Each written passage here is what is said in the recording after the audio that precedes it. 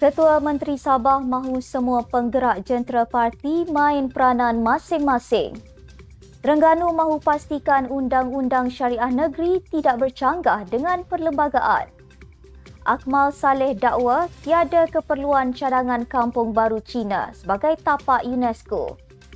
Pegawai Perubatan tegur Papagomo isu Perdana Menteri hidap HIV.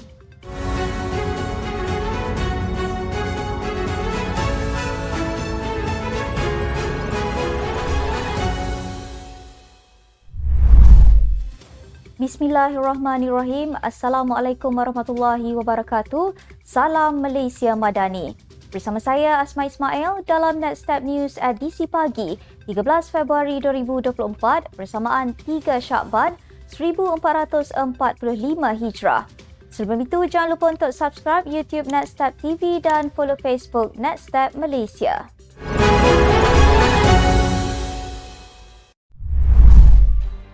Ketua Menteri Sabah Datuk Seri Haji Jinor mahu semua penggerak jentera parti dan termasuk fasilitator perlu giat memainkan peranan untuk menjelaskan kepada rakyat perjuangan dan pembangunan yang dibawa kerajaan negeri dalam tempoh 3 tahun ini.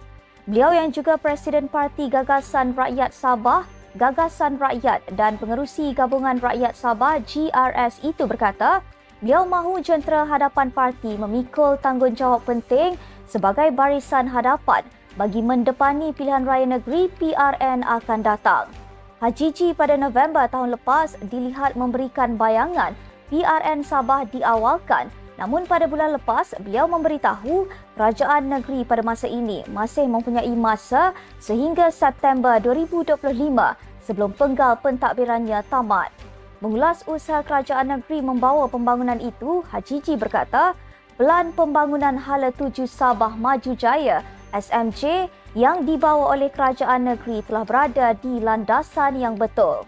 Beliau juga berkata, kerajaan negeri mengadakan persidangan antarabangsa selain menjemput pelabur luar dan tempatan datang melihat peluang yang ada di Sabah. Menteri Besar Terengganu Datuk Seri Dr. Ahmad Samsuri Mokhtar memaklumkan kerajaan negeri bersedia meneliti keputusan Mahkamah Persekutuan yang membatalkan 16 peruntukan jenayah syariah Kelantan yang bercanggah dengan Undang-Undang Persekutuan. Penelitian itu akan merangkumi semua aspek keputusan mahkamah berhubung enakmen Kanun Jenayah Syariah _1 Kelantan 2019. Katanya, selain itu, kerajaan negeri turut akan mengambil tindakan sewajarnya sekiranya terdapat pihak yang ingin mencabar enakmen Kanun Jenayah Syariah. Jumaat lalu, Mahkamah Persekutuan membenarkan petisyen peguam Nik Elin Zurina Nik Abdul Rashid dan anaknya Tengku Yasmin Natasha Tengku Abdul Rahman untuk mencabar 16 peruntukan penggubalan kesalahan jenayah di Kelantan.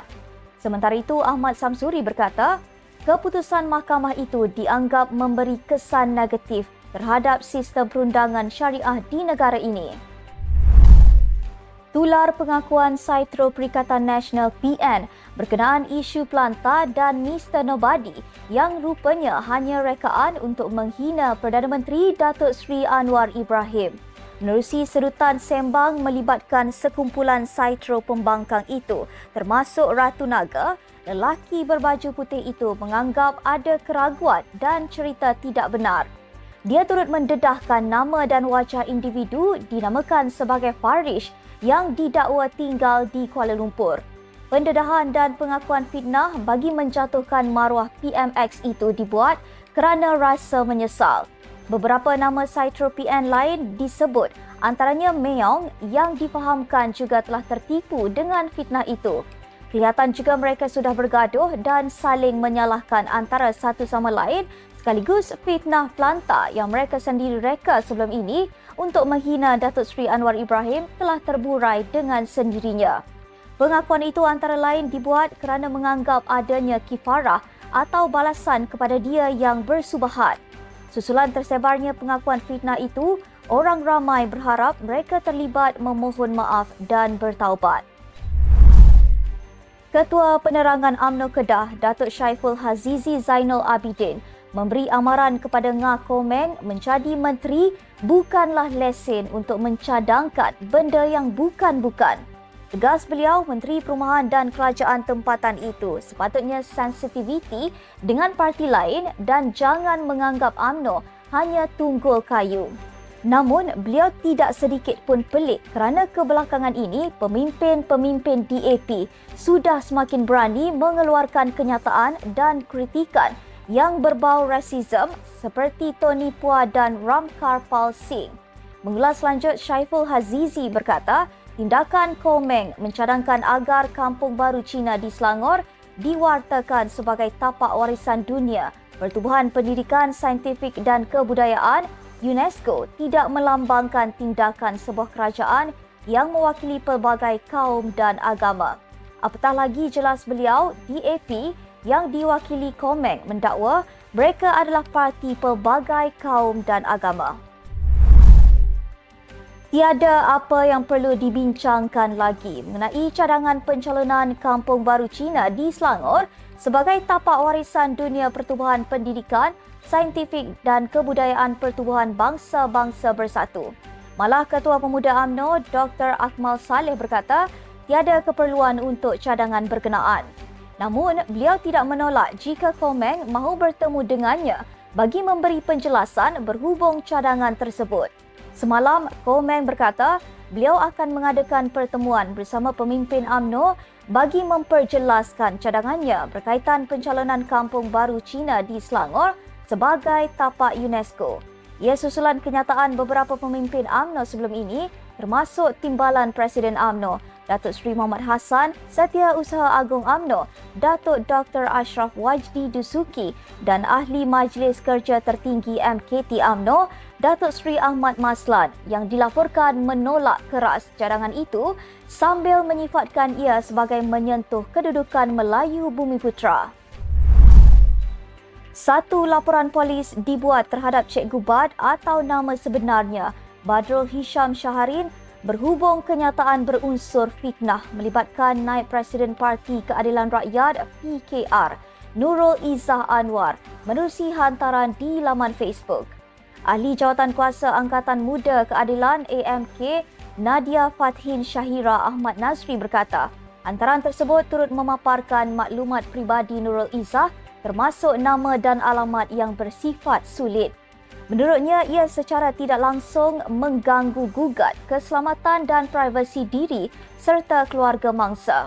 Beliau berharap agar tindakan serius dapat diambil terhadap pemilik akaun Facebook itu dan individu yang terlibat dalam penyebaran maklumat serta dokumen peribadi tanpa kebenaran. Sebelum ini, seorang pengguna Facebook memuat naik satu hantaran berunsur fitnah terhadap Nurul Izzah yang mengatakan bahawa beliau telah dilantik sebagai penasihat agensi pelaksanaan ekonomi dan koordinasi strategik nasional serta menerima gaji sebanyak RM35,000. Hantaran tersebut turut menyatakan Nurul Izzah dibekalkan 2 kaki tangan dengan gaji antara RM5,000 hingga RM20,000. Blogger kontroversi Papagomo atau nama sebenarnya Wan Muhammad Azri Wan Dres ditegur seorang doktor perubatan kerana sesuka hati mengaitkan keadaan fizikal tubuh Perdana Menteri Datuk Seri Anwar Ibrahim dengan penyakit HIV. Dr. Khairul Hafiz berkata, dakwaan Papagomo yang mempunyai beberapa rekod saman fitnah itu sebagai salah fakta perubatan. Katanya, HIV ialah virus yang menyerang dan melemahkan sistem imun manusia, khususnya sel TCD4 yang memainkan peranan penting dalam melawan jangkitan. Terdahulu, Papagomo menimbulkan pertanyaan mengenai keadaan seperti benjolan di belakang tubuh Perdana Menteri. Mengulas lanjut, Dr. Khairul berpendapat Perdana Menteri memakai baju sokongan tulang belakang. Sehubungan itu, beliau menegur agar tidak mengelirukan masyarakat terutamanya dalam perkara berkaitan fakta perubatan. Sekian sahaja untuk edisi pagi ini. Ikuti perkembangan semasa isu-isu panas politik Malaysia setiap hari hanya di Netstab News. Jangan lupa untuk follow Facebook Netstab Malaysia dan subscribe YouTube Netstab TV. Netstab Malaysia menjangkau informasi, mengorak inspirasi. Saya Asma Ismail. Assalamualaikum dan salam sejahtera.